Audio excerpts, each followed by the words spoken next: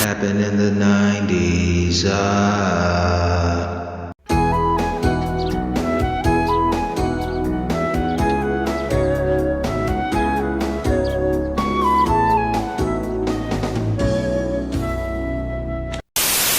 I don't need some fancy cologne to tell me I'm a man.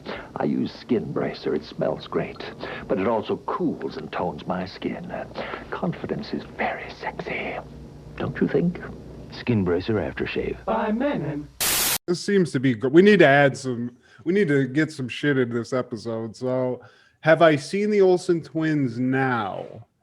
No, but I will say I remember them from like a decade ago, and they didn't look good. You think all that money? I said like a decade ago they looked like shit. So now I can only imagine. I'm assuming it didn't get any better from your reaction.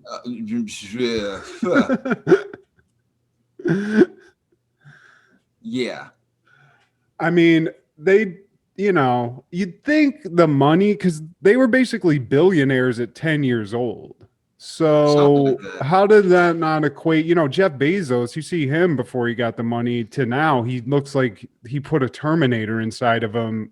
Oh my God. They're half aliens, Steve. Don't put water on them. And I guarantee you peel the skin off that, it's just one of those gray aliens that you see, like the generic alien with big eyes. That's what that is, Steve. Yeah. Don't ever let them get wet. And what was the other thing? Don't feed them after midnight. No, don't feed them after midnight. But I'm telling you right now, Steve, do you remember Men in Black 1? Partially. You remember the villain in that was essentially a giant cockroach in a body, like a dead body? That's what we're dealing with. This is like an advanced form of that. But when you get near him, it's probably around the guy. The way the guy talked to Men in Black was like, I'm looking for a man. It's probably something like that. Where you're like, oh my God, are you ladies okay? Seriously. Yeah, that's, I'm not the most handsome guy. And I'm not the richest guy, but I think that if I made $1 trillion before the age of 13, I try to get something going on where, max it out. You guys could could look like Lil Kim or white Cardi B's, but now they look like ants or something. They look like a weird insect. Man, if you got that much money, like try looking like a human. Can I look like a human for $1 million? I want to look like those things that watch us. I just want to be one of them. I mean, I wonder what their life is like now. You know what I mean? Because you don't hear shit about them. Are they just married to like rich dudes? Is that what's going on here? Isn't one of them married to or was engaged to some like European financier, like one of those like elitist motherfuckers? I mean, if you're a European financier, that's what you're going at? I mean, what's going on here, guys? What's happening? Yeah, man. I don't know if it was it was some like hoity-toity thing that he was labeled as. He's from a place where they eat baguettes and don't bake. Maybe I think she was with a French dude. Maybe you are so beautiful, Mary Kate. I love you and your huge bug eyes and bug-like feet gels. I want to be a people. You find her in a closet somewhere doing that weird Chucky incantation he does to kids, like Satus, Dominis tus. Give me the power, I beg of you. Like, oh God, I saw something, guys. I just saw a thing, and I don't know if That's why, dude. Another conspiracy theory. Uncle Jesse's like satanically like siphoning off their youthful energy to stay so beautiful, and that's why they're sort of taking a shit and he's going up. He's got some weird vampire thing going. We're on to you, Stamos. We're on to your sick ass. It's kind of like you've seen Death Becomes Her, right? The Tim Burton flick with Bruce Willis, Goldie Hawn, and Meryl Streep. Great movie, and nobody appreciates. That's a great, fucked up, funny movie, And yes, I appreciate that. Everyone needs to go watch that, by the way. Yeah, they do like this whole age leaping, and then they do some, retracting in age, where they basically try to maintain their youth. And they look like they could have been like in one of those incarnations, maybe like in between aging and staying youthful. And this is like the crap out. I mean, it's like they got it, but it's like it crippled them in some way. It's the monkey paw thing where you get what you want, but it's at a terrible price, you know? So, hey, we need to make this movie, Steve. This is it's like Sci-Fi Channel Olsen Twins biopic or something that we stumbled upon here. It makes sense, man. We're on to you, John Stamos. Hey, I mean, it's working. Whatever black magic you're doing to these chicks, it's working because you look great. And I mean, how old's that picture, Steve? We're showing them, but that could be a decade. Yeah, this was probably like in 2003. Now they're just skeletons. It's like, what does they look like now? Precious. You precious. Kill us. Oh, I've alienated a lot of Full House fans already, Steve. It's 5 minutes in, and we've already lost a fan base. So they don't even fucking like the show. They didn't even want to come back. Like they're the only people who didn't come back. Like, oh, we're too big. Fuck the show. It's dumb. There's not enough room. There's not enough room on the screen in between all the people that they have on and Stephanie Tanner's tits. There's just too much room being taken. I said it before. They just should have just called it Stephanie Tanner's titties.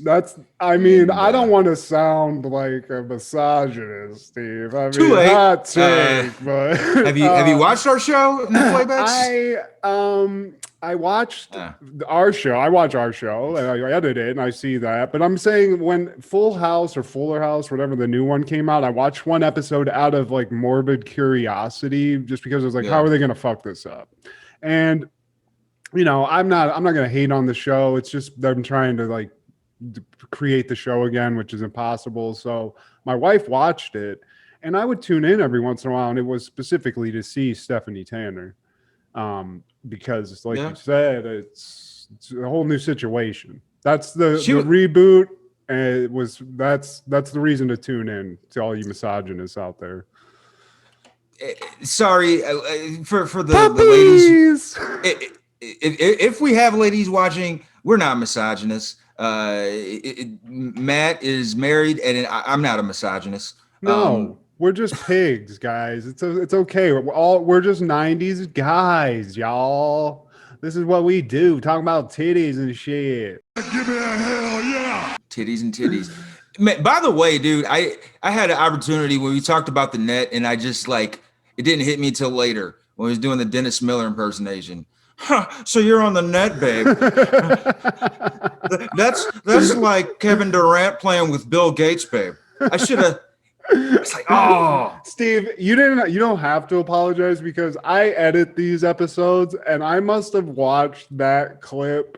I mean, I know it doesn't count multiple views for one person, but if it did, there'd be 1 million views because I can't stop watching it because of your impersonation of Dennis Miller. So, and you know, it needed to be said about our lovely America's sweetheart, Sandra Bullock, blah, blah, blah, blah. It had to be said because I know I'm not the only person who felt that way. It's just like she's been around this long and her like, you're not captivating to me. Maybe to the people who watch CBS, but like, you know, Miss Congeniality. That was another basic ass. We'll name this a high school superlative. Oh, Miss Congeniality starring Sandra blah, blah, blah. They didn't even get a guy. Here's all they could do on that movie. James T. Kirk himself, fucking what's his face?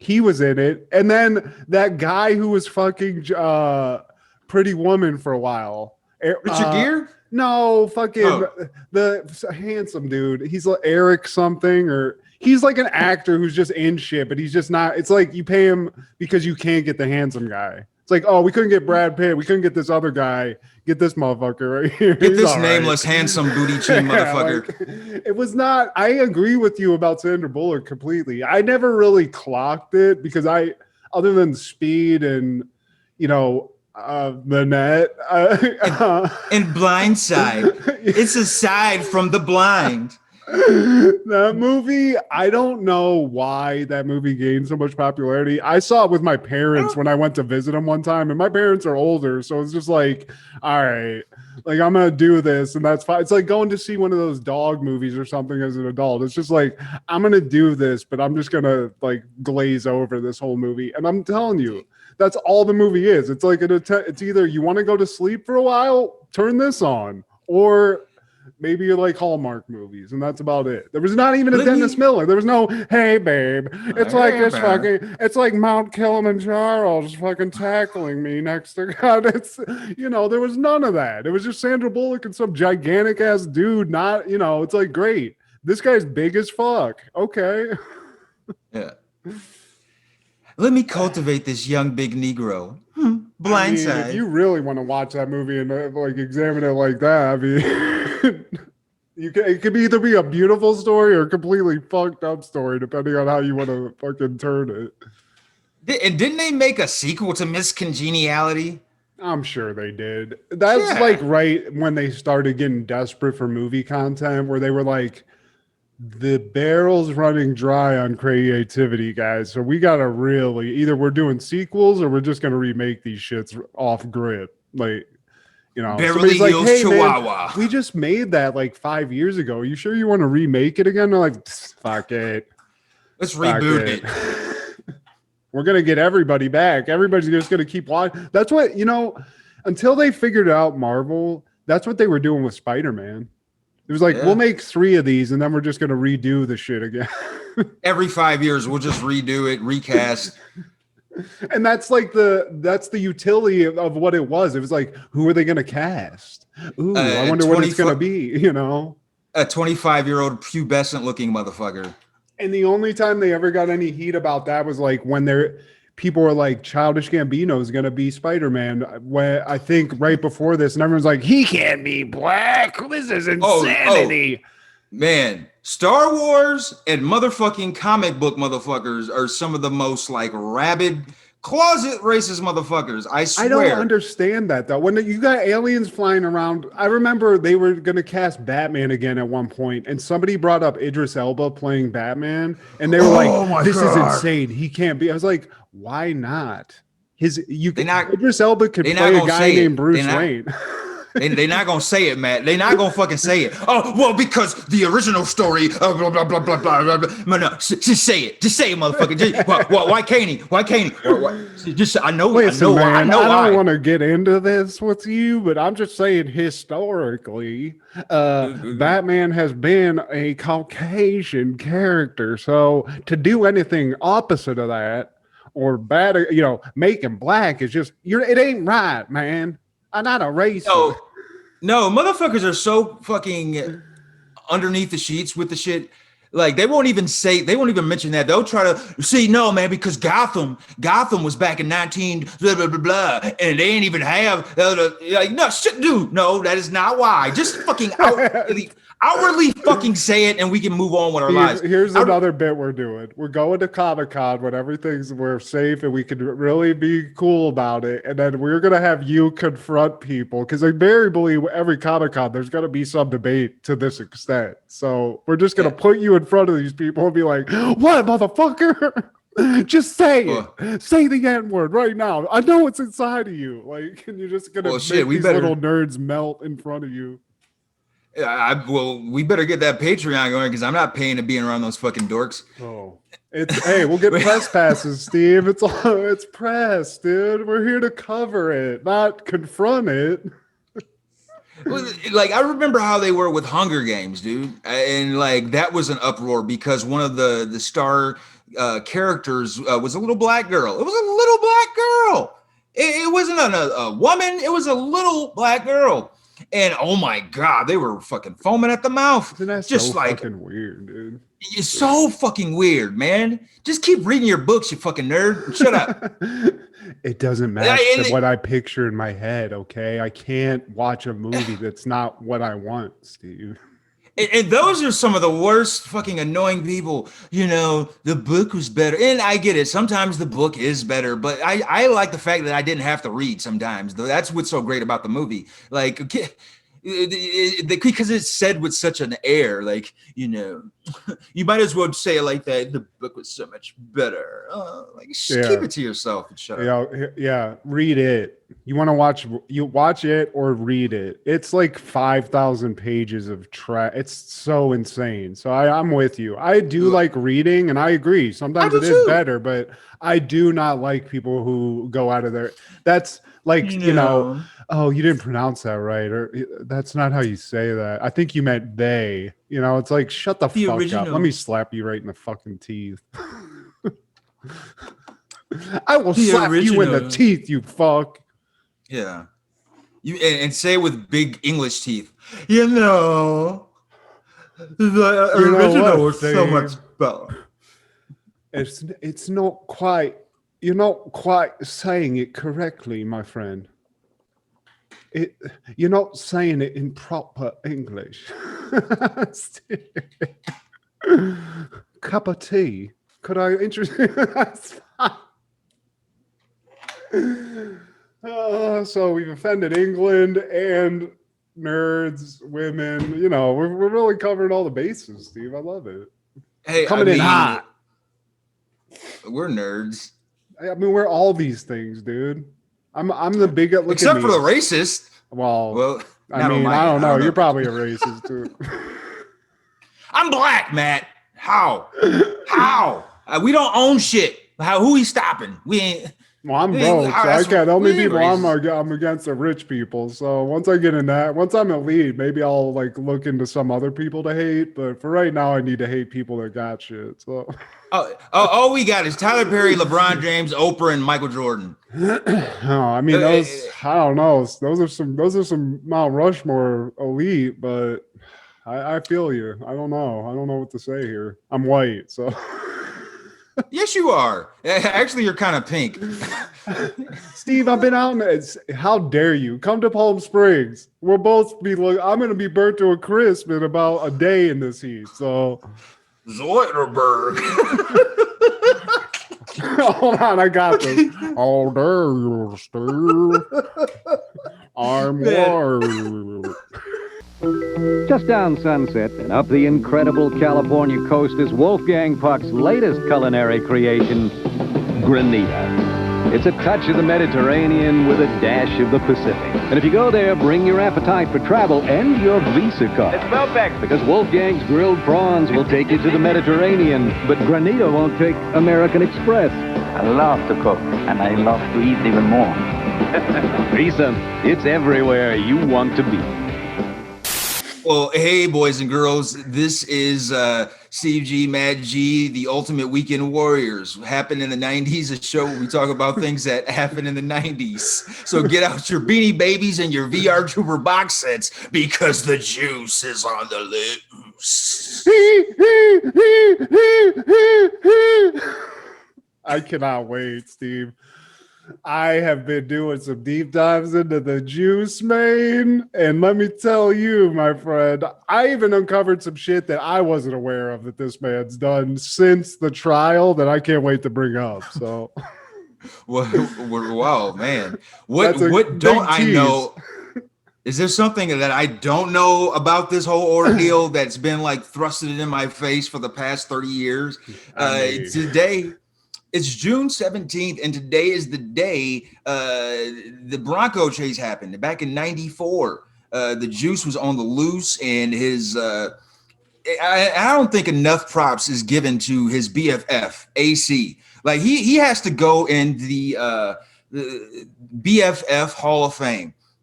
I mean, his phone call when he's on the phone with 911, and they're like, he's like, "This AC, goddammit!"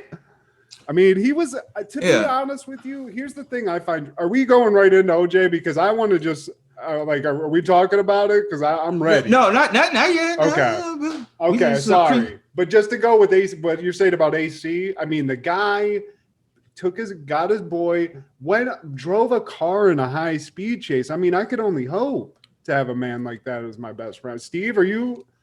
I was gonna say, Matt. Bro. Hey, if you hit me up, and hey, man, Steve, I think I might have killed some people. You think you can ride me around Los Angeles? I'm like, man, you know what, bro? I'll say my best of wishes to you. But I can't go back. You're not going to be on the phone to 911 like, look, man, I got Matt G in the back, okay? He got a gun to his head. And this Steve G, goddammit. You're not going to do that for me? I'm 37. I can't do no resets at this point in my life, man. That's why I tell my buddy, stay home. Don't if she's crazy, just see the signs and leave. Don't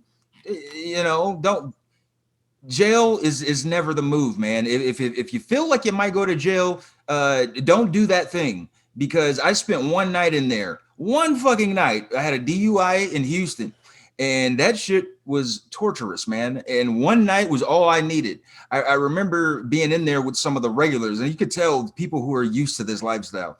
And I'm telling them what happened to me, and they're like, "Oh man, you might just get misdemeanor." And I remember he told me that he's like, subsection C says that you probably just gonna get a misdemeanor if you go with my opinion. But he's saying it like it's matter of fact, like it's just a fly to swat at. Like I want know to me, motherfucker. I don't want shit. Like I'm not from this life. Like this one night in jail. Like I can't wait to get out. Like I miss going to the gas station and getting potato chips. Get me the fuck out of here. Like I miss shitting in private. Please. Yeah, man. So Matt, I'm telling you now as a friend, because here's the thing too. We got too many of these homies and friends and shit online. Free my bro. But there's nobody ever stepping in and saying, hey, bro, before you do that, stop. So I'm that bro. It's like, hey, bro, before you do that shit, stop, think about it, and don't do that shit. I mean, wise words from Steve G. I got to agree. I've never been to jail, Steve. I've only received misdemeanors at best, pot related. So thankfully, I've never gone to jail. I can't imagine I would enjoy it. I don't really, I don't think it's like it's not like you're raped, or I'm not like scared of that. It's just it's a bitch. There's so much going on associated with that. Like my thing would be the torture for me, if I was like going overnight in jail, was thinking of all the shit you have to do because of whatever you're in there for, like it's the shit after that.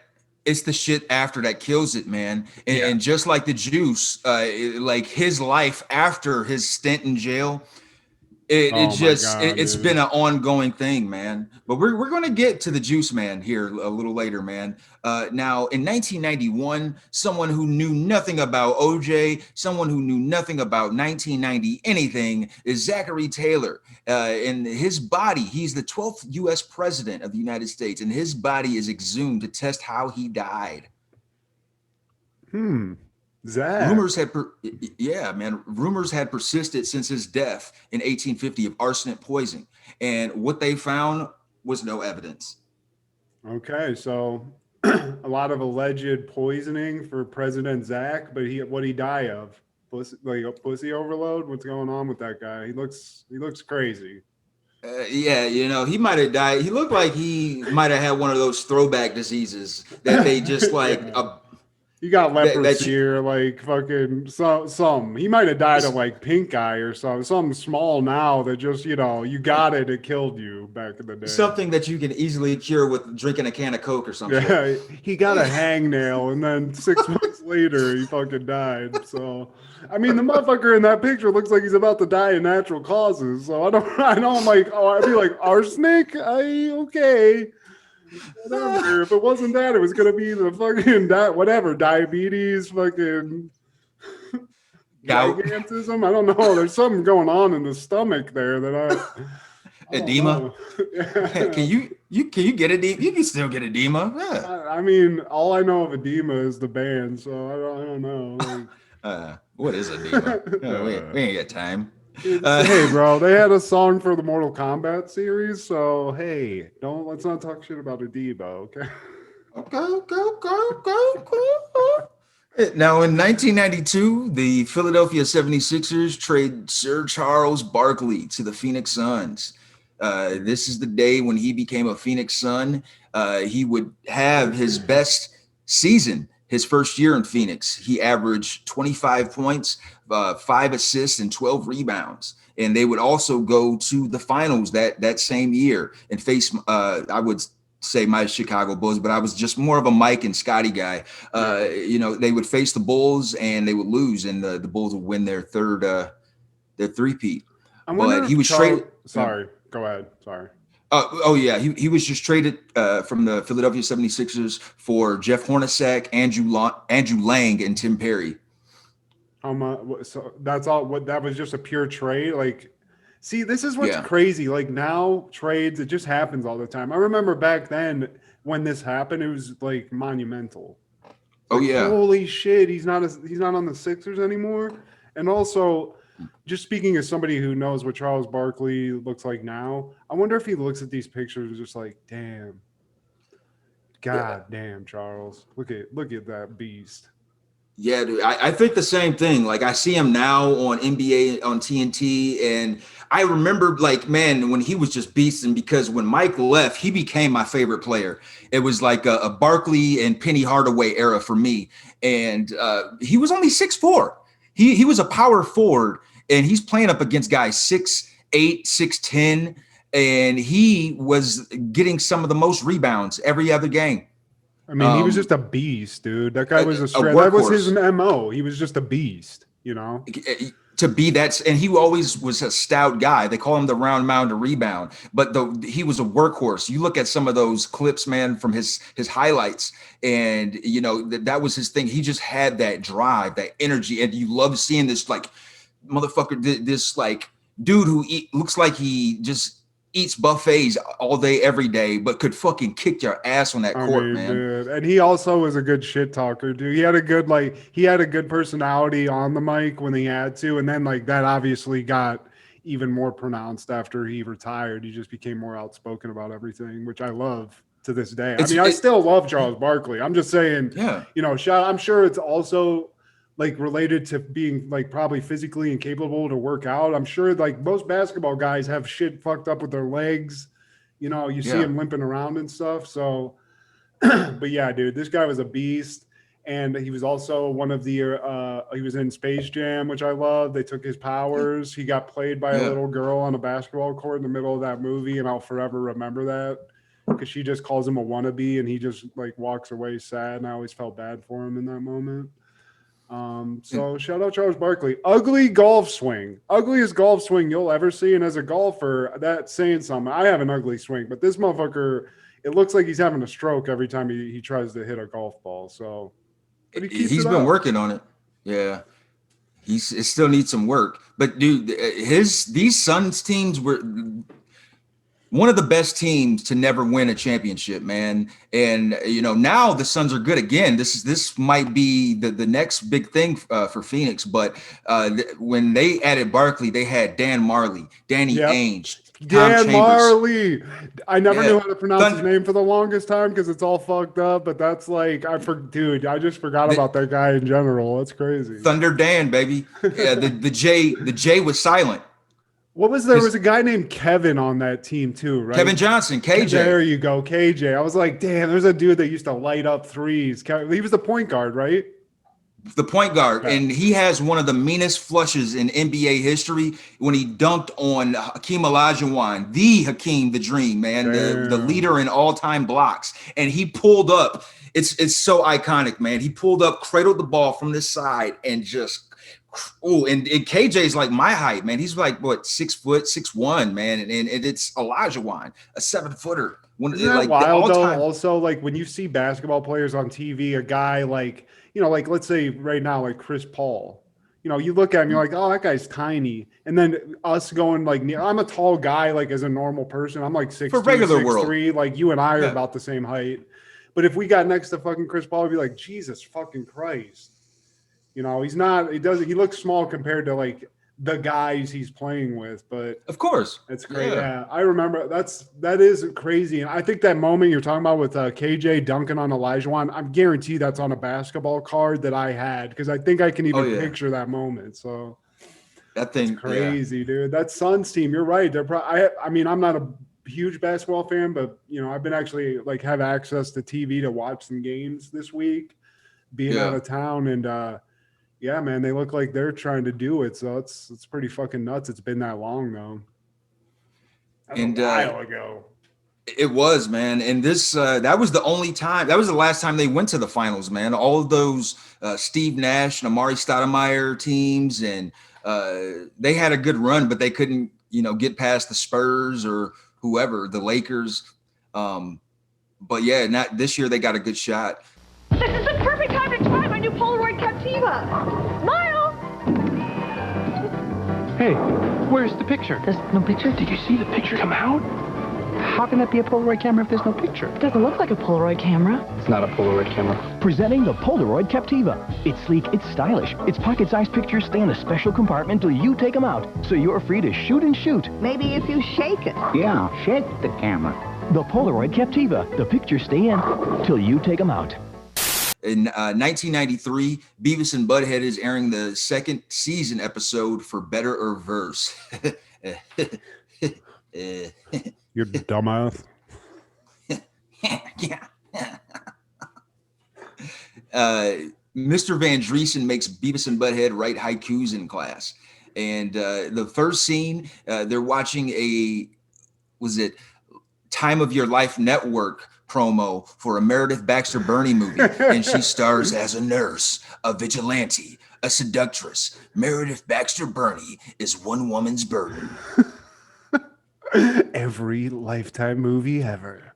See, that was a funny, I forget who the comedian, but they had like a bit that was just making fun of Lifetime. They're like, why is it that every movie on Lifetime is about some woman being beaten to death? It's like Meredith Baxter Birney stars in Rod, a movie about a woman beaten with a rod. And it's just, that's all it is. So obviously Beavis and Butt-Head clearly on the same wavelength there. Apparently Lifetime was just airing domestic abuse movies in the 90s. Very weird. But one thing I love about this show that I didn't realize is that all of the episodes were essentially 15 minutes long. I never realized that. Did you? Well, yeah, they had two-parters. Whenever they would have the half-hour block, they would do two of these. And I guess maybe because it's only early in the second season, they're still only doing 15 minutes. I think sometimes they would pair this up with Eon Flux or Liquid Television, maybe. Yeah. I don't know. I think we talked about that the last time. Yeah, I think this was part of that whole lineup. And was Eon, it was this, and then it got into the even weirder shit. It was Daria, Beavis and Butt-Head, and then Eon Flux, and then there was other really fucked up, like you said, weird shit after that, in their animation block. Weird and wild stuff indeed. One thing I was thinking about this show also as I was watching this one was just the balls of somebody like a Mike Judge or a Trey. I mean, even Trey Parker as Matt Stone, but essentially Mike Judge is writing the script and then doing the voices of every character on the fucking show. Yeah, because he's doing the voiceover. Yeah. It was obvious. It sounded like Butthead low key when they're doing this one woman's burden promo. But I love that. And I think that'd be so cool that if you were able to actually get that opportunity, especially somebody as creative as Mike Judge, where you can literally make whatever you want because you don't have to depend on anybody else. It's okay, I'm going to say this now, or I'm going to say this crazy shit. It must have been so cool to watch him behind the scenes create the show. Well, this is when MTV was still experimental and they weren't as redundant, and I think this was a good time for MTV overall, man. They're obviously still playing music videos and they're trying out their own original programming for the first time, because throughout the 80s it was solely just music videos. So I like networks. Historically, the networks are funner and better to me when they're in their beginning stages. Kind of like how Fox was. It's like, hey, let's take this gamble on this animated sitcom and air it in prime time. Hey, let's have this sketch comedy to kind of rival SNL. Let's have a sitcom starring Martin Lawrence. They were just trying different things. Let's have this totally non-typical television family. And have the dad play a shoe salesman, but he doesn't want to have sex with his attractive wife. His daughter's a ditz and his son's a fucking pud. Like they just those are some of the best moments, man. And now look at Fox. We're airing American Idol 5.0, and then with MTV, teenage OG mom, triple OG, fucking Florida, Bama Shore, Texas. That's all it is.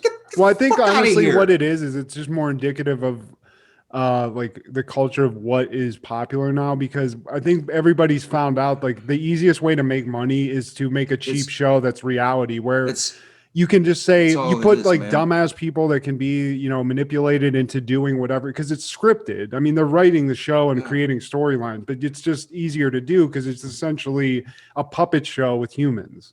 It's like, hey, fucking get drunk and then throw a drink at that chick, or whatever the situation is. Instead of them doing what they were doing in the 90s, which was having a lot of creative people make just whatever, like, let's see what sticks. MTV didn't necessarily stick with animation, but for a while, that's what was sticking, because they, like you said, like I said, they had Daria, they had Beavis and Butt-Head. I'm spacing, but they put a lot of money into doing animation, like Fox did also. They kind of went through the same impetus where, they had one thing and then they kind of went into game shows or animation. And it's just sort of the evolution of whatever's popular at the time and whatever's most cheap to make, And now, unfortunately, we're in the age of 600-pound wife or whatever, 600-pound life and all that shit like that, where I can't watch that. So. Like, where's the creativity, man? And I think you touched on it, man. It's greed. It's about the money. They look at these corporations and everybody has their own interest involved, man. So it's like, okay, this is what people are watching. So let's make a sequel to this. Let's make a whole nother spinoff of this shit. And then before you know it, there's 3 hours off of this one fucking reality show where there's minimal. I mean, I'm sure there's some scripting. The producers get in their heads is like, hey, act like you don't like this bitch. But it's minimal. There's no there's no creative thought process into it, man. It's just like, literally just like what, it's like a guy, like I've always had this, me and Aaron used to have this discussion because we took a class in film school that was about reality TV. And where we went, it was like that class was taught by a guy who, I forget what the show was that he worked on. He worked on there was a show about boy bands that they were trying to make like boy bands. And he was like part of that at the time or something of that nature. But this guy was like a pompous college instructor who, because he had some very small success, thought he knew everything. So he would like brag about that, where he's like, you don't really write it. It's just like once you figure out what the show is, I'm the producer, there's a camera guy filming it, and then I'm behind the camera guy just going, like, feeding them lines or feeding them something to do, some sort of shit like that, where it's instead of let's write this whole show, like a dramatic show, which I think also, we're talking about that evolution. You're seeing that now with like streaming services like Disney Plus. They're the ones putting all the creative energy into their products, whether you like them or not, but those are now like, we're watching like mini movies instead of what's on TLC and all those places that are doing like reality TV based shit. And the next scene, they're watching. Oh, they flip from the Time of Your Life network to a video of Debbie Gibson out of the blue, and they don't know her name. They call her Olivia Newton-John. It's the rich chick from 90601. Donna. No, Donna's the slut. No, Kelly's the slut. But yeah, it's Debbie Gibson, and the video is for Out of the Blue, and it sucks. So there's no need to remember her name because it's Debbie Gibson and her music sucks. So they flip to something that doesn't suck, which is Black Sabbath, Iron Man.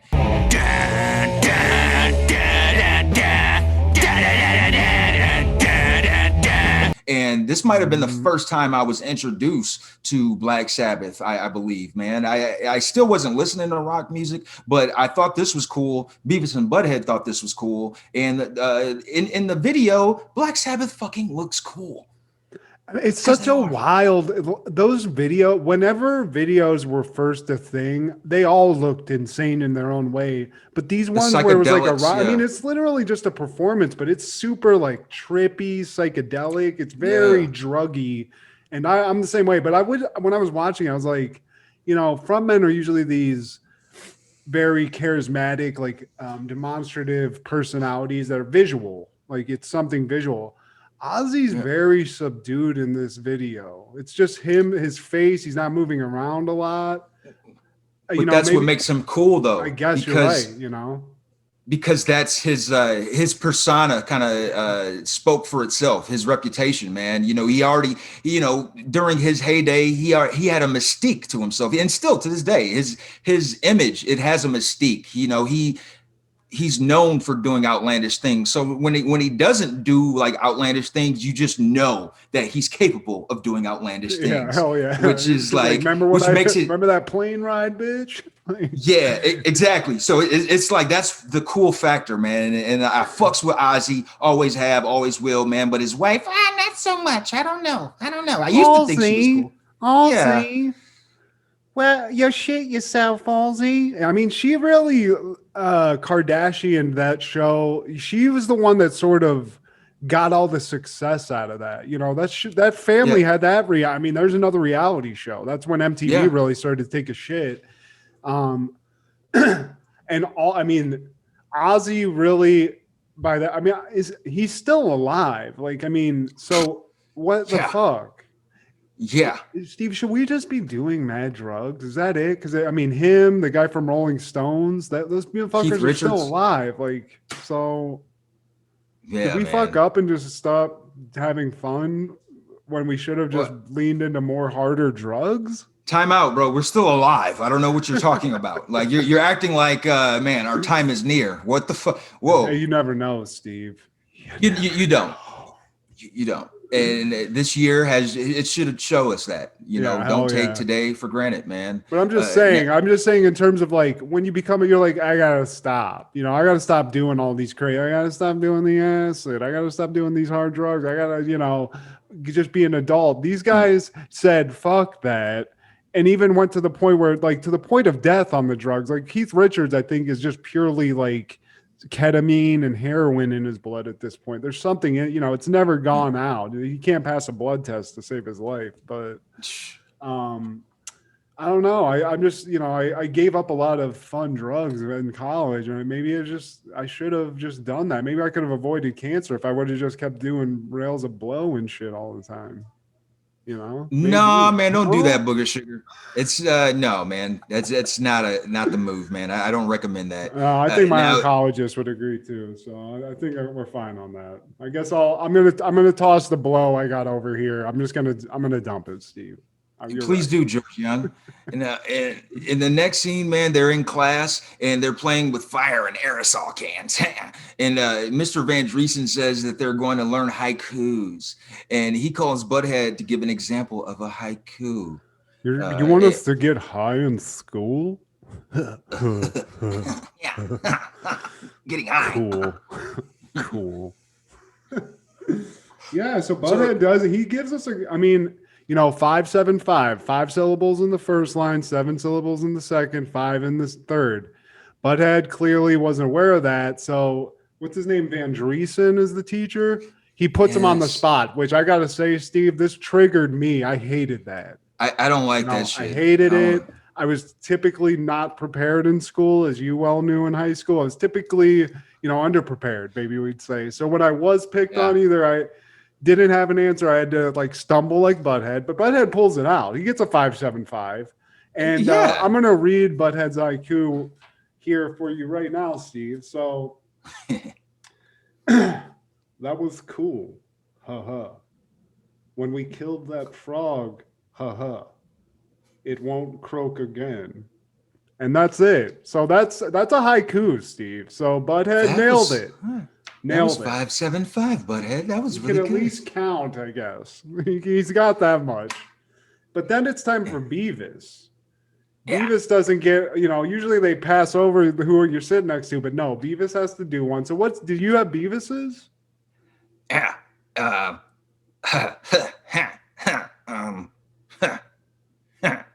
Yeah. And that's 575, guys. Thank you, Beavis. Great job. They both Great get job. A's. And they get A's. I mean, that's all it takes. What- You just you gotta participate, Steve. That's all you gotta do. What an impromptu test right there. Like, hey, here's your test. And now. Oh, all right. All right, you passed. Yeah. Good job. Cool. Van Driessen just like, I just want to get high, okay? I just need to leave. So you guys got A's. English teachers are usually cool. Yeah, those are the only classes I always excelled in. And yes, they're usually the cool ones. I found art teachers to always be cool too. I'm sure both of them shared a love of pot. And that's another thing to all, I wish when I was in high school, I was aware that my teachers were normal people and I didn't have to wait till after the fact to be like, oh, this guy smokes pot. I actually could have paid attention to these people. They're not assholes that, were just trying to make me learn some bullshit. They might be cool. So in this case, Van Driessen, he's high. He heard 575. He gives out A's. This would be a dream class for me, Steve. He's got joints to smoke. And I totally, I agree. So, I mean, we cut from that to, I believe it's a DOS FX video, correct? Yeah, man. The good old DOS FX, man. This is another 90s hip hop staple, man. They're watching, they want effects. Some DOS FX. They want effects. Some DOS FX. DOS FX. I don't remember a lot of DOS. I remember somebody made like a joke using them as a punchline, but it was just like the way they rap. Because I think they say riggedy a lot and shit like that. Like there's a lot of like. Well, yeah. That's the thing. This was the early 90s. So there was a time when that was a style, and DOS FX is kind of responsible for like fathering in that style when you had early 90s rappers doing it was low key kind of like Ella Fitzgerald, but it was it was hip hop. So DOS FX kind of implemented that into their rap style, man. I got the Uchi, the Stucci, the Christy Yamaguchi, the Jaja, the hippity happity hoop. I lickety love you, girl. It's very much like that type of shit. And people were starting to talk like that. Like, are you freaking a kill? You freaking hey, chicken. Do you remember Fushnikins? That was the group that rapped with Shaq's compatriots, I guess you could say. Yeah, they were cool with the Shaq Diesel, man, and they kind of did that too. I have to Shaq Diesel, make him shit, Hey, make him shiver.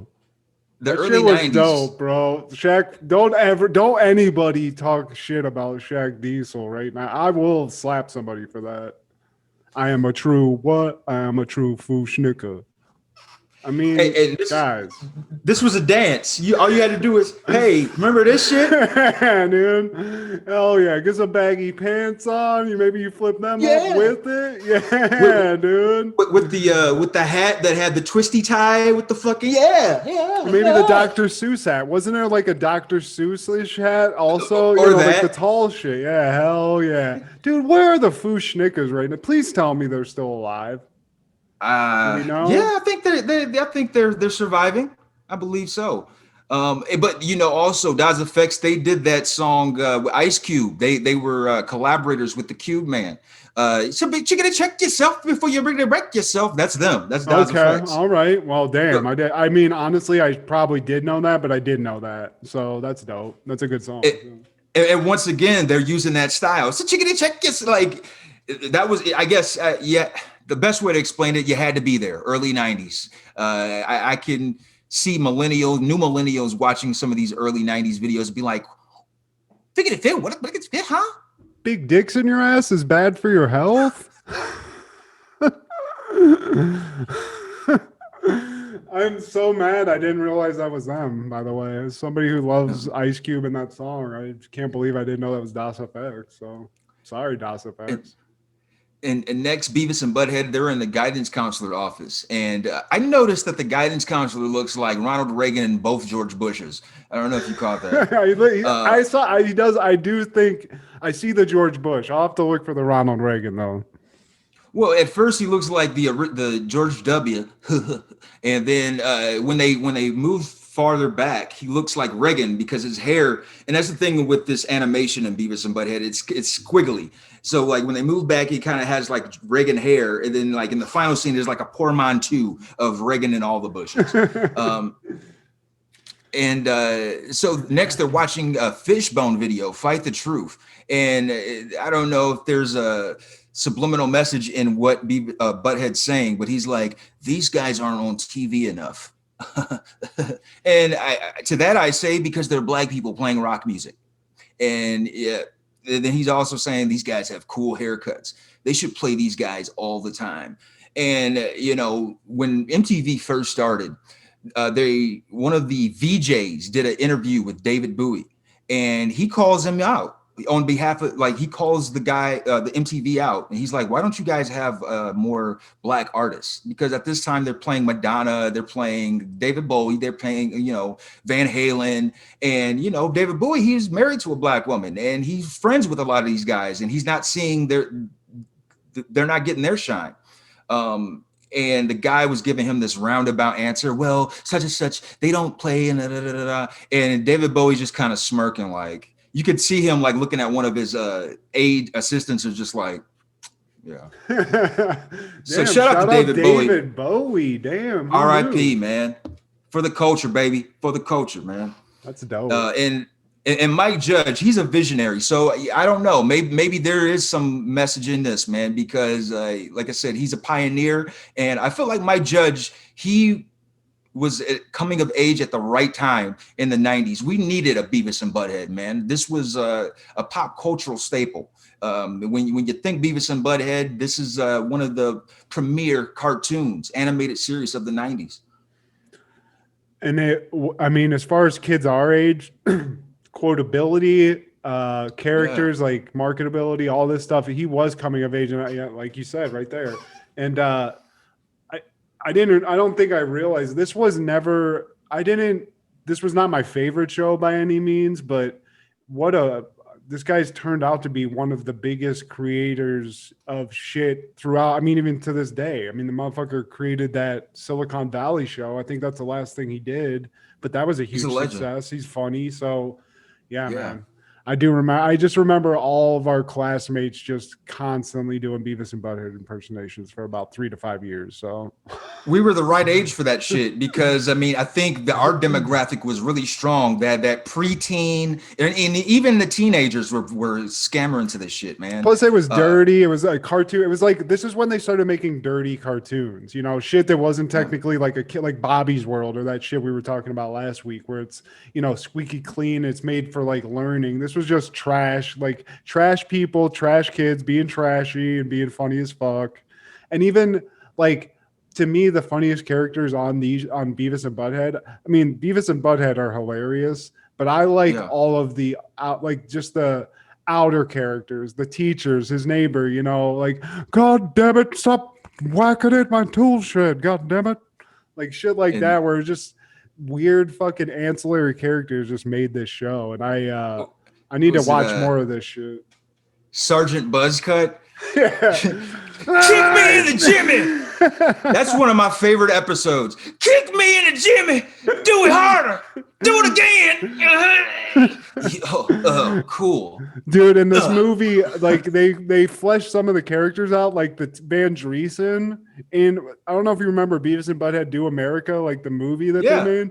He had a funny ass like song in that called Lesbian Seagull that was like a folk song about a lesbian seagull, and it was fucking hilarious, dude. So, and that's actually on HBO Max, Beavis and Butthead Do America.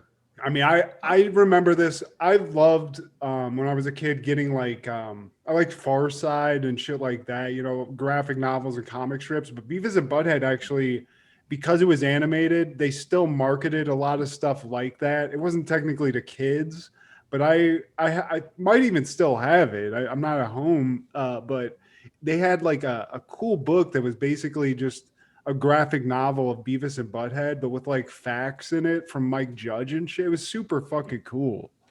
So I don't know why I brought that up other than to point out I had that. So there you go.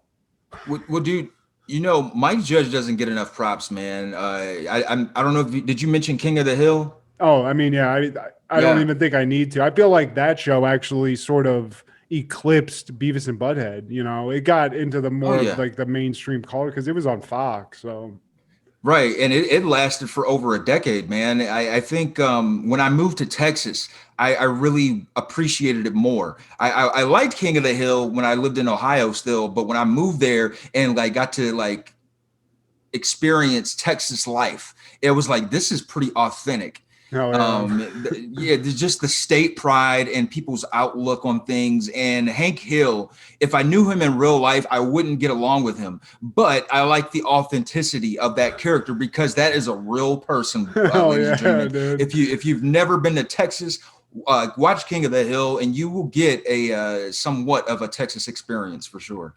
God damn it, Steve. Sunday, cash in your chips for America's Funniest Home Videos grand prize $100,000 show.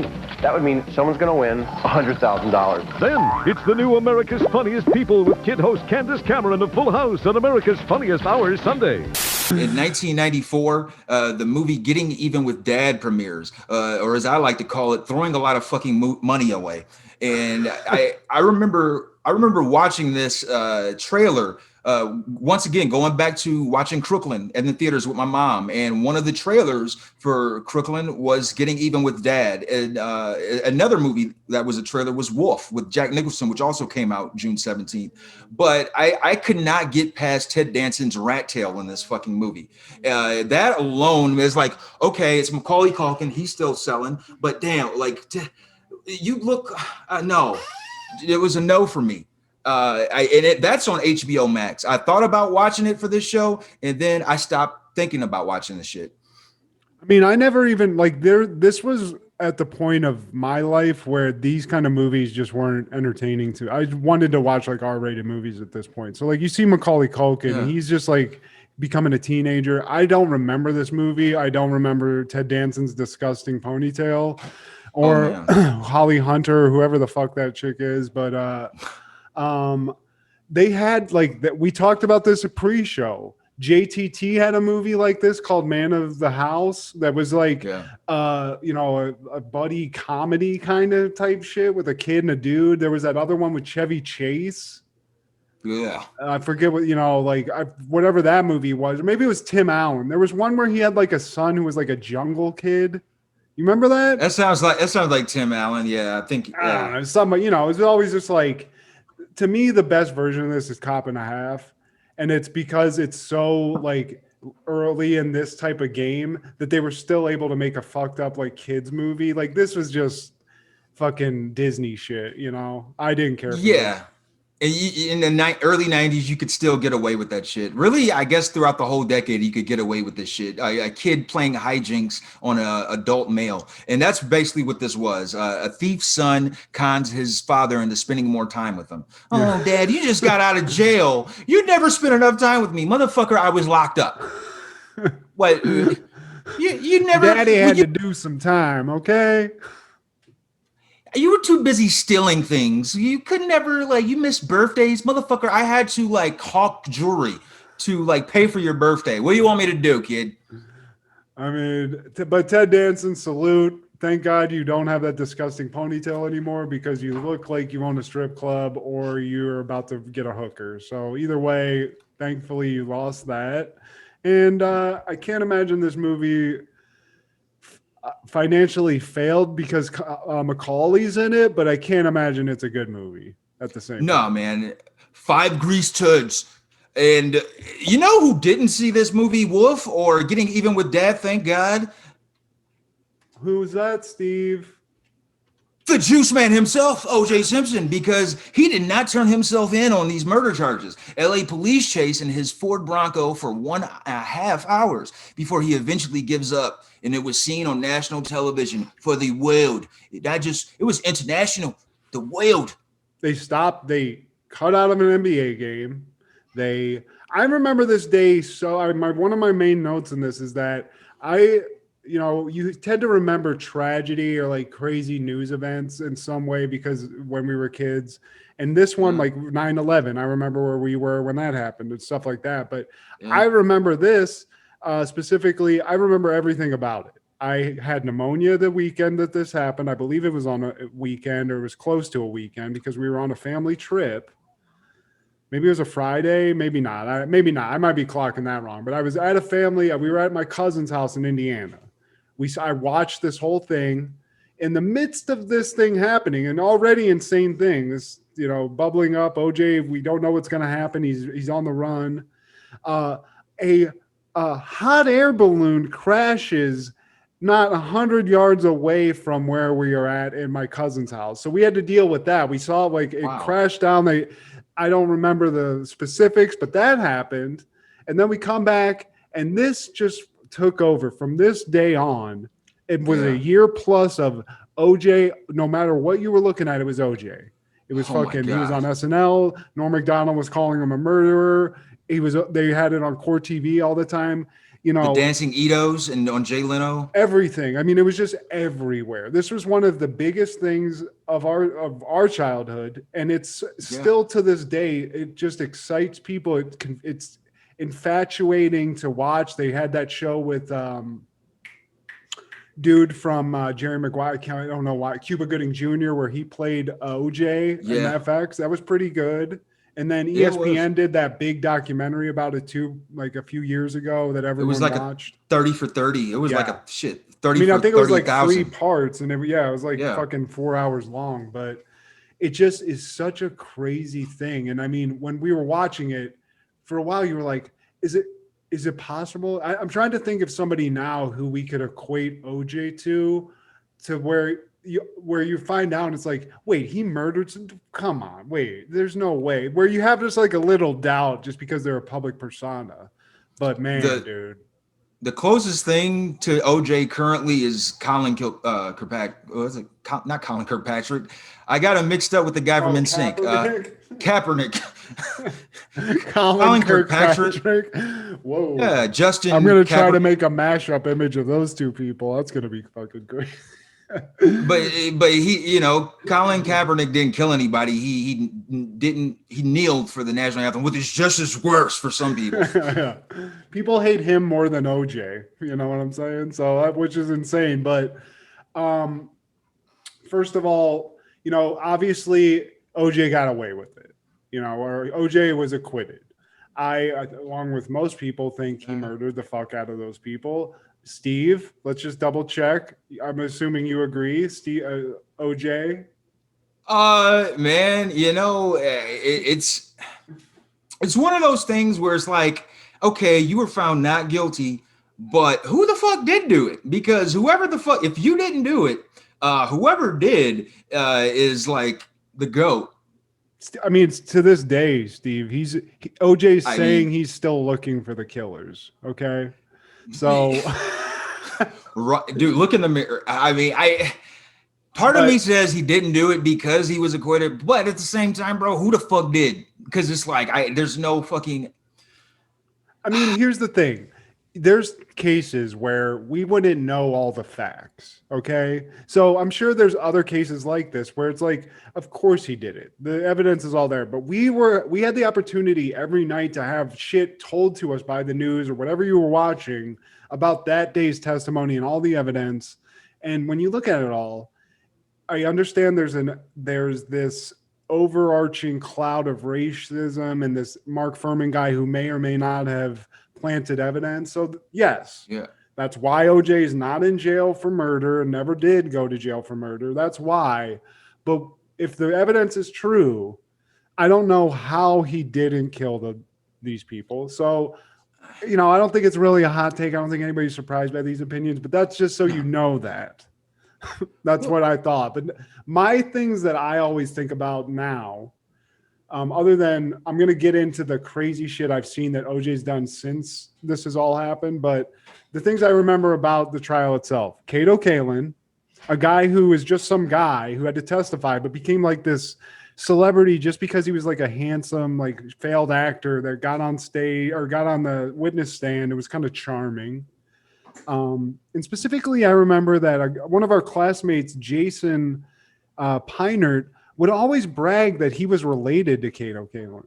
And he had a fit. Really? I just remember that when we were in school. He's like, check, and like people called him on it, and he's like, no, check it out. It's me and Kato. So he apparently we knew some guy like 2 degrees separated from Kato Kalin. So it's like you might find that interesting. Wow, that's my first time hearing that one, man. And I used to play ball with that motherfucker. But he did produce a photo. I think I remember it being accurate. I was like, oh shit, he's not a liar. So I thought that was cool. I thought that was weird that Kato Kalin, that's the thing. This trial was so big and so like famous that people who were witnesses became celebrities. Yeah. You know what I mean? How wild is that shit? It was dubbed the case of the century, man. I was already over it before it began because it was interrupting everything, like you said, man. It was cutting into daytime programming, my grandma's soaps, and you don't fuck with my grandma's soaps.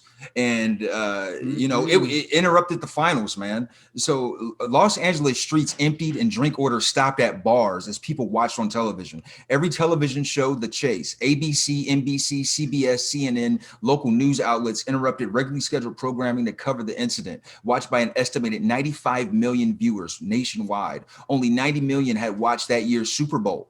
While NBC continued coverage of Game 5 of the NBA Finals between the Knicks and the Rockets at Madison Square Garden, the game appeared in a small box in the corner, while Tom Brokaw covered The Chase. The Chase was covered live by ABC anchors Peter Jennings and Barbara Walters on behalf of the network's 5 news magazines, which achieved some of the highest ever ratings that week. That Chase was also broadcast internationally, with Gascon's relatives in France and China seeing him on television. I mean, you just think of that. Think of all that, what you just said. They interrupted an NBA game, which in and of itself is, even to this day, is mind-boggling. They would do it, but they wouldn't do it to that extent. You know, they'd come back to the game. So this was that big of news. And it's just one of those things where it's so mind-boggling, but it's just, you know, this is just evidence that, you know, if he did kill her, celebrities are just normal people that are capable of just the same, you know, it's just because you're a celebrity doesn't mean you're special at all. So this motherfucker, in my mind, and I'll say that to catch up on this, I spent as much time last night as I could just watching the shit about OJ, which is why I kind of know what he did post-trial. Yeah.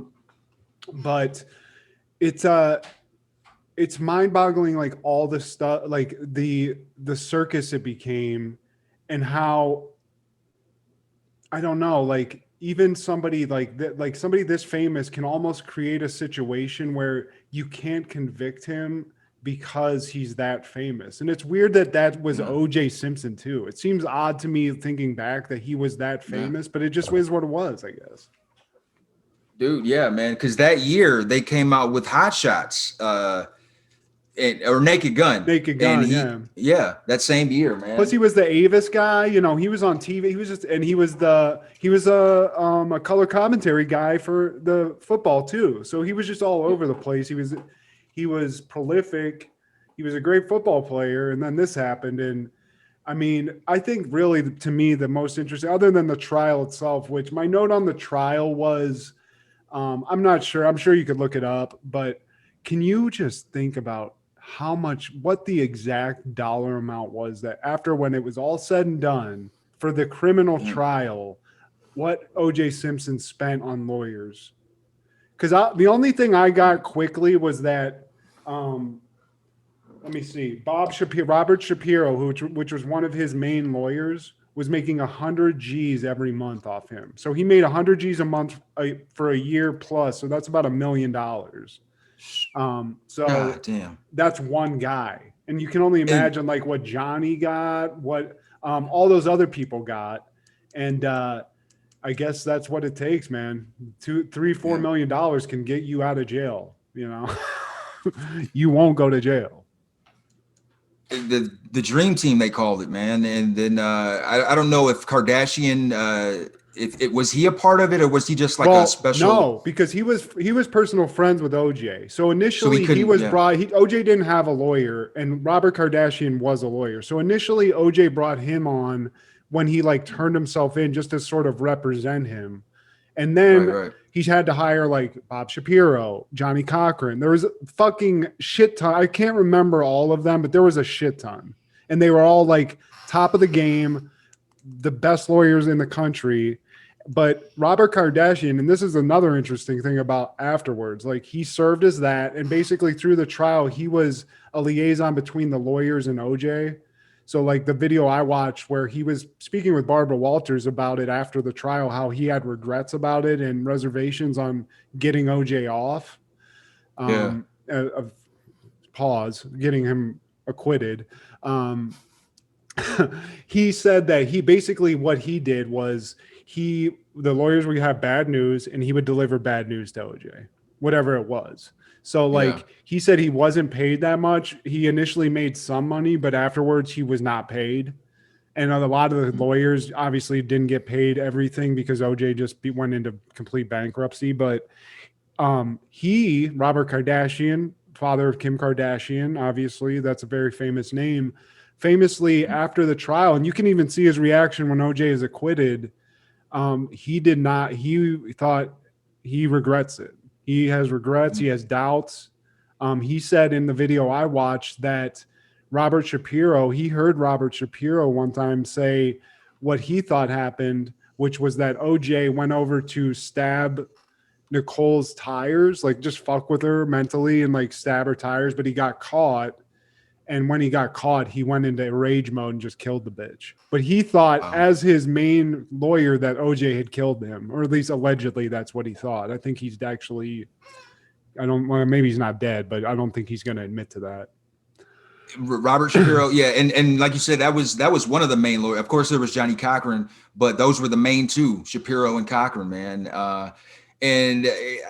This is a Chris Rock joke as far as like black people celebrating the not guilty whole deal, man. I'm still waiting on my OJ prize, and it was solely off of the results of the Rodney King thing, because those officers got acquitted or whatever. So like they looked at the OJ thing as like a retrieve. That's what the OJ's team and Robert Shapiro and Johnny Cochran basically, I would say, were the main ones, but they did what a good lawyer does. They had to find a way to make you doubt a mountain of evidence. And what was the only way you can do that? Somebody planted the evidence. Okay, well, that doesn't make sense. Why would they just plant evidence? Oh, this guy's a vicious racist. Oh, we actually have him on camera, or we have him on audio saying the N-bomb and saying all this crazy shit. So there we go. Right. And then they just went full. I mean, there's even Christopher Darden. Isn't that the prosecuting attorney, the black dude? Yeah. Chris Darden, yeah. He, in his closing statement he's passionately, like basically crying, going, to think that you're going to let this guy go. Here's all he went through, all the evidence they have, showed pictures of like those crazy pictures where Brown Simpson's like her head's basically cut off, and all like he's going through the evidence. He's like, and I understand like this guy did he do this? Did he lie and say in court that he never said the N-bomb? And that's all true, but it's not like, and so once they established that, that guy was a racist and they caught him lying on the stand, they basically had what they needed. And the crazy thing is, like you said, it really was them recognizing like the only way we can even twist this is to get as many black people on the jury, get some sort of racial discrimination involved in this to where it's obviously like a white versus black thing against OJ. And then they went even so far. This is a crazy thing. And I kind of remember this from the show on FX. They made the jurors go tour OJ's house at one point in the trial. They took them to his house in Brentwood and they made him go through the house. And the night before that happened, Robert Kardashian, Robert Shapiro, and a bunch of other lawyers and their team went into the house and they replaced art, pictures. Like OJ had a bunch of pictures of like naked white chicks on the wall apparently and just shit like that.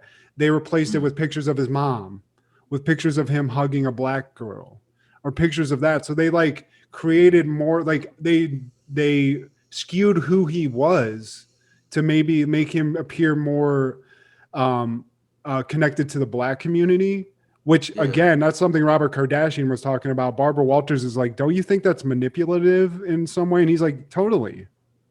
But that's what I was asked to do. Oh, I mean, for sure. I mean, that's on record. Like they literally went into that. I mean, it's not like they were, fucking with evidence. They were just that what he had on his walls wasn't evidence, but they were like, hey man, like I don't think these people are gonna like seeing him hugged up with like some naked white bitch on the beach. Because apparently he had some picture of like some naked chicks and him on like right next to his desk and shit. So they were like, take all Chris these. Kardashian. No, fucking OJ. Like in his office. He just had. No, I'm saying it was probably naked pictures of Chris Kardashian. Oh yeah, I mean, who knows? So it's just wild to hear all like that went into that. And like, but that's a good lawyer. Unfortunately, that's what a defense lawyer's job is. And they did going the extra mile. Yeah, what was within their legal abilities to do, and they did it. And I mean, credit. That's why Johnny Cochran, until even to this day, rest in peace, the motherfucker is like the definition of a slick attorney, a guy who can, no matter what he's facing, he's like, I got this. He's just a slick dude. He was a bad motherfucker, man, and.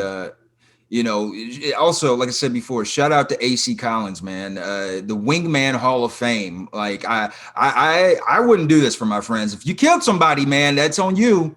But this guy, he stood by him. He was his teammate back in the USC days. And he tells the first officer that pulls up next to him, he's like, hey, I got OJ in the car and he's got a gun up next to his head. And so they call people. Just want to see his mama.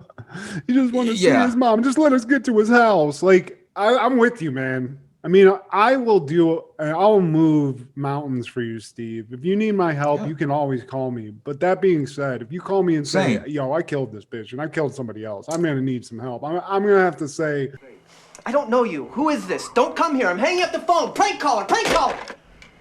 Politely, Steve. You're on your own. Don't call me. Yeah. Stop. At this point, I gotta call somebody else because I'm complicit in this. So you're right. But the motherfucker Tim Meadows, that like AC got famous for his phone call. Like you didn't even see AC's face. He just like he got famous because of his blow up where he's like, I'm AC, god damn it. Y'all know who I am, damn it. Like so. You're right, but I think Robert Kardashian, dude, you got to give him either the part like second place or just this. He splits that gold medal with AC because he for a year gave up his life. In the interview I read, he said that's why he broke up with what's her face, Kris whatever, Kris Jenner. What is that? What her name is? Kris Jenner now, yeah. But he said that's why, because of the verdict and the fact that he was never around because of the trial. And that's what, so he sacrificed everything. He sacrificed his professional reputation, that his relationship with his kids, his wife, and legitimately with OJ too, because he said, in that same interview, he's like, me and AC used to sit and talk after like when OJ went into jail and like we'd sit there and we'd be like, man, there's no way he did it because of this, this, and this. But then AC would be like, but man, like what about the blood? Because he said, that's what he said, he believed OJ until all of the blood evidence. And he's like, there's no, even with somebody telling me that maybe that got planted, he's like, it's just too much for me to ignore. And Barbara's like, so you're saying you think he did it? And he's like, I'm not going to tell you. I'm not a judge. And she's like, well, what if you go on? Because at the time, I think they were interviewing him right before the civil suit, which OJ lost. I mean, he was convicted of murder civilly, basically. But Kardashian was on the witness list. Like, he's like, I might have to testify in this proceeding. And Barbara Walters is like, well, what are you going to say if the judge asks you? And he's like, I'm going to have to tell the truth. He's like, I have I don't know. He's like, I can't tell you for sure, but he's like, I have reservations about him being innocent. You know, he lawyered his way out of saying he's guilty. He killed that bitch, but you can tell that he's fucked. I mean, I think it's probably, if you read about it, what ended up sort of, he died, I think, of cancer or something, but yeah, he did. A lot of people think that this, like in the stress of it, and as a cancer survivor, I can tell you, I do think I got cancer from stress. I think that's one of the main things. And this guy just carried this burden with him. And I think it ended up, you know, legitimately making his body turn on him and kill him, because he stood up for a murder and after the fact realized that the guy probably did it, you know. And same thing happened to Johnny Cochran, man. He had brain cancer. So, I mean, this wasn't the only case that Johnny Cochran covered, man. He covered, he did the Snoop case. He did the Sean Combs case. And, you know, that he's got a lot. And this is why I give props to these, especially defense attorneys, man. Not just attorneys, but defense attorneys, man. You can have heavy plates, and you can even be in a small town like Sandusky, Ohio. And, man, they killing people there, too. And I just can't imagine just dealing with one case. These people dealt with like high profile celebrity cases, man. And all of them dire. They dealt with murder cases, man. And I mean, that's what's crazy to me about defense attorneys, though, because there's this thing where, you know, ethically they shouldn't, if they think somebody murdered somebody, they shouldn't be doing it. So like, that's the thing. But it's like, you know, I think, you know, they have to figure that out themselves, but they have to also, like these guys, once they say to themselves, I'm going to, you know, represent this guy as a defense attorney, then they have to do, it's not even really the fact checking to me. It's like creating like this story. It's almost like they're writers, you know, like they have to create just even like a direction that they want people to go to and just keep like nudging them there. You know, it's weird. Every time you have to compartmentalize, man. And you have to like take away those, like the real fact. I mean, you're using facts, but you, like you said, you have to kind of like create that in a slant. You have to create slants because your ultimate goal is to get your guy or gal off scot-free, man. And that's a tough job itself, man, to do that compartmentalization, man. Especially dealing with something so high profile. Well, plus it's 4D chess, because in this case specifically, it was the defense attorney creating and starting the storyline of racism, you know, the systemic racism that caused all that. So they did that, and that was the only course of action that they had. But then they had to play 4D chess and sort of allow the prosecution to also hang themselves and fuck up, because like Darden will even say like the glove thing. He's like, that was the biggest fucking mistake that we ever did, was allowing him to put the glove on. There was no need to. And if you watch it, it's one of those things that I always thought, even when it happened, that, you know, they'd always show him and he'd hold it up and he'd put it on and he'd stretch it. But it was like he had a rubber glove on. He has a huge hand. He's got a glove that's old, that has dried blood. It's all fucked up and leathery. And he just sort of sticks his fat ass fingers in there and, you know, with a glove already on, and it just doesn't fit. If you made him do it, if somebody went over and like tried to pull it on or remove the plastic glove that he had on his, you know, hand, it probably would have fit just fine. But visually, it just wasn't like, it wasn't completely certain. When you looked at it, it's like, oh, it doesn't really fit, but it's like, that don't fucking matter at all.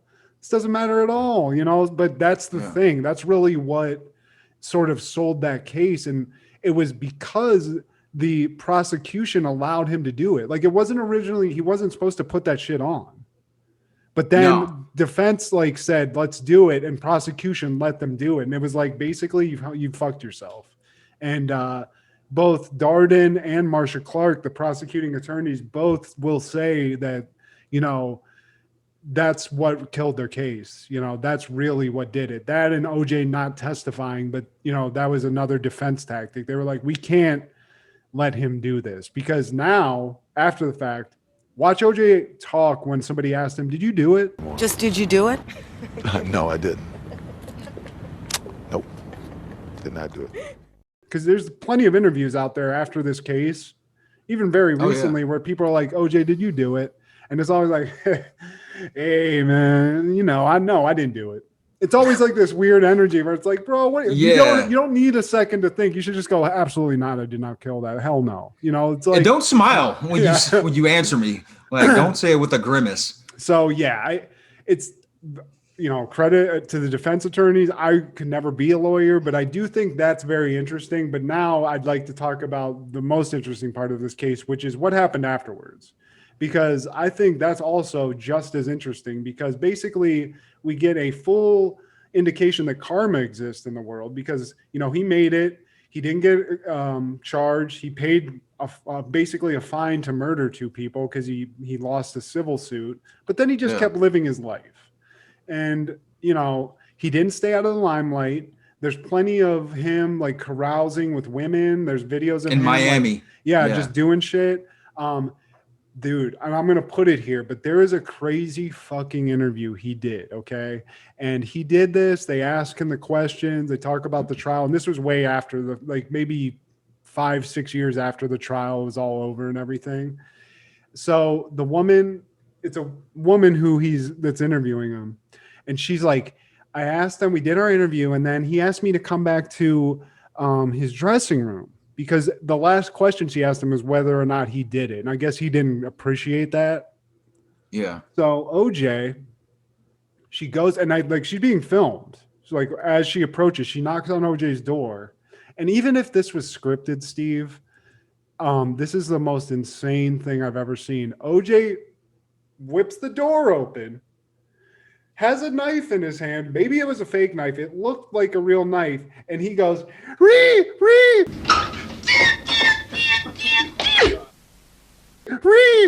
And she's like, swear to God, Steve. Swear on my mother's life, this motherfucker. And then he just starts laughing. He's like, this is just the juice playing. I'm just playing some funnies. I'm just fucking around. But he did that. I'm telling you. And then, obviously there was the weirdness where he robbed some guy in Vegas of memorabilia that he himself had signed. And then that's what sent him to jail. That's what sent him to jail, man. And that was kind of like a payback. Like it was supposed to not be anything related to the previous case, but ultimately society, that's how we look at it. It's like, oh, we didn't get you this time, but we'll get you. Yeah. And he served way more time. I mean, what did he end up serving? Because, he's out now. He got taken in, I want to say 2007. Yeah. And he was released in 2017, I believe. Yeah, so he did a 10-year bid, man. That wasn't killing related, but we got the surveillance and the recordings, man, of you busting in there with your crew, and talking about whipping some ass and calling people punk motherfuckers. And then he gets out, and now he has this weird personality where he's like a caged animal almost, where you're like, that guy's dangerous, but he's interesting. So he's on Twitter, like when he came out and he was like, what's up, Twitter world? And he just has this weird, like, he's trying to be famous the way he was, but it's like, you can't do this, dude. Like, just stop. Fucking stop, dude. In a way, he's kind of, and I don't think he's trying to return to that because it's too late. But I think he kind of in a way has taken on a bad boy persona. He kind of does it in a tongue-in-cheek way, but it's like, dude, you can't do this thing in a tongue-in-cheek way because you're like labeled as a murderer. You can't be like, oh, yeah, I might have killed him, might have not. And he did that too. OJ. I mean, dude, this guy went as far as to write a book where he told how he would have done it. Like, come on, dude. If I was anyone in his life, even Robert Kardashian, I'd be like, dude, I'm done with you, dude. I'm gonna slap the shit out of you because what are you doing right now? Even did you kill her? Because at that point, I'd be like, you obviously. Even if I was his friend, I'd be like, you fucking killed the bitch, didn't you? Everyone thinks, even his friends, like Kris Jenner or whatever her name is, she immediately was like, yeah, you did it. Shit. Because I mean, dude, there's audio of that guy. Nicole Brown says something, calling 911, being like, "OJ's gonna kill me," and you hear him in the background like, "I'm gonna fucking kill you, bitch!" Like he just would whoop on this chick. Yeah. LAPD would come, not arrest them, be like, "Come on, man, like stop. Can you at least like put a glove on or something so you're not leaving bruises for us to see?" Like they just let him do it, And then you couldn't just choke the bitch. We had no idea this guy was a killer, like violent. We had no idea. It's like you got called for him beating on the chick for like 2 years straight, and then who knew? You know, so thought? Jesus fucking Christ, it's crazy. Man, now do you have any calls of action, honorable mentions, or takeaways, Matthew? I mean, I think we've covered it all, but I just got a shout out to rest in peace to Johnny Cochran. The guy, was there anybody he couldn't get out of jail? You know, I feel like, did he ever lose a case? You need to go back in those records. So shout out, rest in peace, Johnny. You're a legend. You're a legend, man. You did it. I don't necessarily respect this one, but you know, Snoop got out. You got Diddy out. You got OJ out. Those are three. As far as lawyers go, it has to be the ultimate triumvirate of, like, that's the triforce of impossible, you know, job. So, what about you? He's the Michael Jordan of this shit, man. Man, the call of action to this time, man, I have a sense of regret, man. We didn't cover the Living Color episode that aired in 1990 on June 17th, man, because they're having the bits, America's Funniest Security Camera Videos. There's a Andrea Dice Clay. Kelly Caulfield does Andrew Dice Clay's wife, and it's fucking And then it's the introduction of Homie the Clown. I'm so sad that we didn't do this episode of Living Color, but maybe for a future Patreon episode. Yeah. There we go. This is the I first. like that. And also in 96, Monday Night Raw is airing the episode that debuts the Stone Cold Stunner. We're seeing this remarkable, one of my favorite finishers of all time. It's the debut that Stone Cold breaks out that stunner on somebody's ass. And it's also the signing of Flying Brian Pillman. 1996, this is also Nitro is airing the return of Randy Savage. And they're giving a Great American Bash recap. After a quick break, Okerlund makes an announcement that Lex Luger, Sting, and Randy Savage have been chosen to face the Outsiders and their mystery partner on the July 7th Bash at the Beach. And we will know, or actually we know now who that mystery partner was. It's the legendary immortal one himself, Hulk Hogan.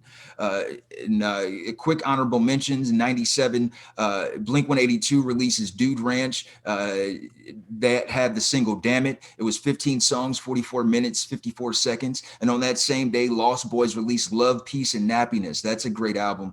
16 songs, 1 hour and 8 minutes. And on that same day, Capone and Noriega released The War Report. 20 songs, 1 hour and 10 minutes. All legendary albums, classics.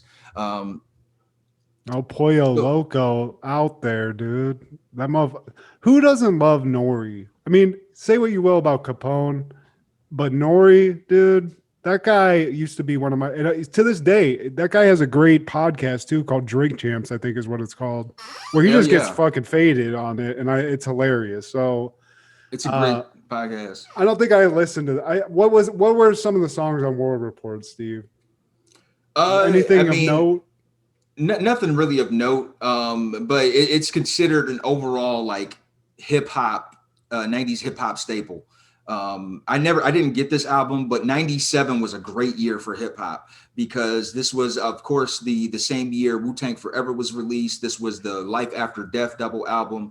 I believe Bone dropped The Art of War, if I'm not mistaken. The War Report, of course. Then Love, Peace, and Nappiness. And I do know there's a track that stands out on Love, Peace, and Nappiness, and that was Summertime. They basically did a remake of the Will Smith. It's the same sample that Will Smith used in Summertime, man. But 97, just an overall good year for hip hop. Listen to those names you set up in the hip hop just in the 90s. Just a few. You just selected a few. Those are huge. Yeah. Yes, sir. And verses of decades. That's what we need. We'll just do like the Avengers, but with verses. 90s versus the aughts. Oh, dude. 90s is going to own it, man. And you know that I don't know if this has been said in an article or whatever, but there's like a 20-year pop cultural rule. Because I remember in the 90s, anytime somebody would break out something from the 70s, it was kind of immediately considered cool. And then in the 2000s, there were like whenever you did something that was 80s related, I was like, oh, that's chic. And the 2010s saw a resurgence in the 90s. And I feel like the 90s is never going away. And now that we're in the 2020s, here come the basic ass 2000s. records. And I just, in my lifetime, in our lifetime, I feel like it's the basic bitch of decades compared to the 80s and the 90s and even the 2010s. The 2000s, you saw oversized nightgown t-shirts. You saw Friends was like considered the #1 rated sitcom in America, and Bush. We had 8 years of Bush. Strategery. It's just a fucking basic bitch of a decade, man. And motherfucker, if it was a person who would wear Ugg boots and drink pumpkin spice lattes. I'm with you. I mean, maybe we're biased, but come at us, talk us out of this. You know, change my opinion. Yeah, comment, like, share, subscribe to all of our social medias on Instagram, on Facebook, on YouTube, man. We're on Spotify, Google Podcasts, Apple Podcasts, and your mama's house. And what's going on in Crushgasm? We did get an episode out. We've been dealing with a little bit of a family emergency here, but well, first of all, thankfully, everything seems to be going all well with that. So everyone share positivity with Kendra, my wife, and with Crushgasm. But we will have an episode out on Wednesday, tomorrow, the 16th. Who's out? Okay, we have a pop singer by the name of Cadence, and he's going to talk about his 80s crush. So that's going to be tomorrow's episode. Our episode will come out the day after. Thankfully, we were able to rock this one out, and everything full steam ahead. Keep checking in on both of our podcasts. Send feedback. Reach out to us on social media. And what's going on Over the Culture this week? This week, I'm talking about the debut of the King of the Ring pay-per-view. This was actually my first live wrestling event that I went to, man. It was me, my mom, my cousin, and my mom's boyfriend at the time, who would eventually be my brother's father, my brother's dad. And it took place in Dayton, Ohio, at the Nutter Center, man, where the Flyers play. I believe is it the Dayton Flyers? I think so. And yeah, man. And this was Hulk Hogan. I got to see the Immortal One in my very first wrestling event, first WWF anything. And he was the defending champion against Yokozuna. And what I remember from it was Yokozuna would win because a fake tourist took a picture. It was supposed to be a Japanese tourist, and he took a picture, a flash in Hulk Hogan's face, and the camera blew up in flames. And Yokozuna took advantage of him and took the belt back. And Bret Hart, this was a great lineup, man. Bret Hart would win the King of the Ring, and in the coronation at the end when they crowned him, Jerry the King Lawler jumped him from behind, man, because Bret Hart started a Burger King chant. This was Bam Bam Bigelow, Doink the Clown was there, Razor Ramon, and Mr. Perfect. I got to see some of the greats, you saw man. the Hall of Fame, dude. Yeah, man. This happened on June 13th, 1993. And I'll never forget, man. I was pissed because they jumped Bret Hart in the end and Hogan lost the belt. And I had to sleep my anger off on our drive back to Columbus because 9-year-old Steve just wasn't feeling it, man. So that's what's going on in Over the Culture, man. This is Steve G, Matt G, your auntie's favorite with Happened in the 90s.